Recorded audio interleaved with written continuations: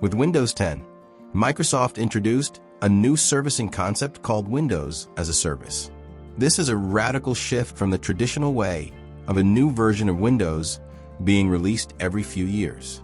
We'll now see a continuous rollout of updates and changes. Effectively, there will not be a Windows 11 version. Instead, we'll have an incremental series of micro updates every few months. These are broken into two types of updates. Feature updates, which provide new functionality, are scheduled for March and September each year, and they have incremental version numbers, such as 1903 or 1909, representing the year and month of release, and quality updates, which provide security patches and fixes which are released at least once a month. Rolling out improvements on a regular cadence means Microsoft can respond quickly to new advances in technology. Also, providing quality updates regularly means that security holes and bugs can be quickly patched, rather than waiting until a fixed time or future schedule. However, along with the update changes with Windows 10, Microsoft have also introduced tighter update restrictions on the operating system, which both enterprises and consumers need to adhere to. Windows 10 forces the operating system to remain up to date and thereby stay secure. However, frequently updating devices within an enterprise can be highly disruptive to users, and this can also be hard work for central IT administration to control. Windows Update for Business is a feature that allows enterprises to manage Windows updates. Let's take a look. Microsoft have introduced a concept of servicing channels for Windows 10, which allows organizations some flexibility over which updates they'll implement. The servicing channels are the Windows Insider channel, which offers early access to new features and pre-released versions of Windows 10.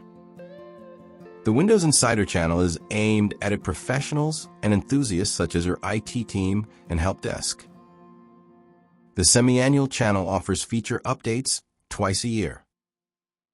Feature updates can be delayed for up to 365 days and quality updates for up to 30 days.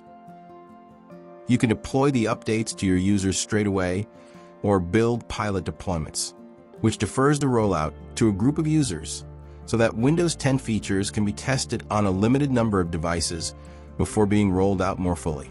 Microsoft also offers a special Windows 10 edition called Windows 10 Long-Term Servicing Channel, or LTSC. This is for enterprise customers only and would be deployed to critical IT systems that should never have feature updates.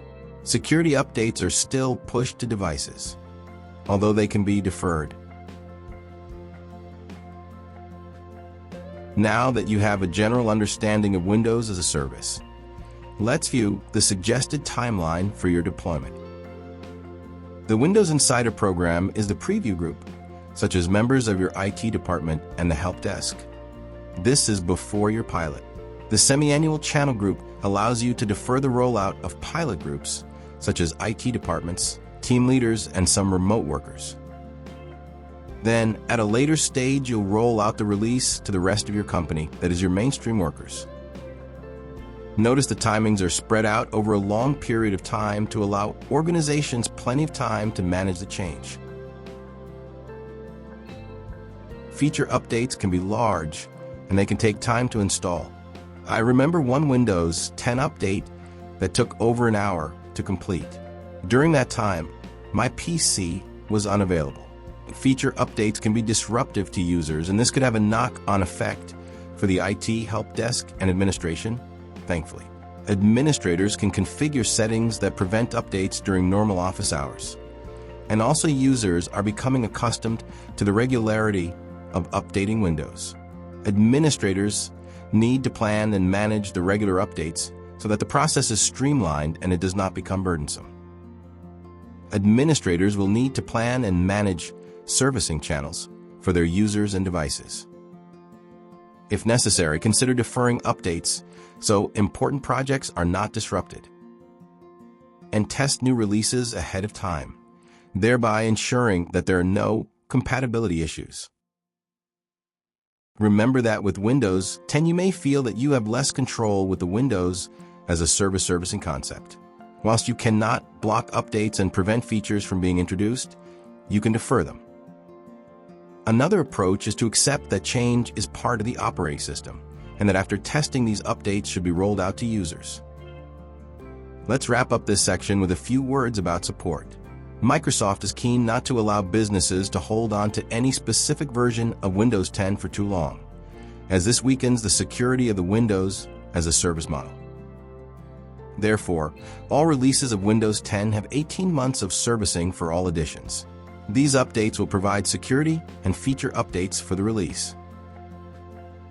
However, customers running the Enterprise and Education editions will have an additional 12 months of servicing for all semi-annual channel releases, which happen in the September timeframe.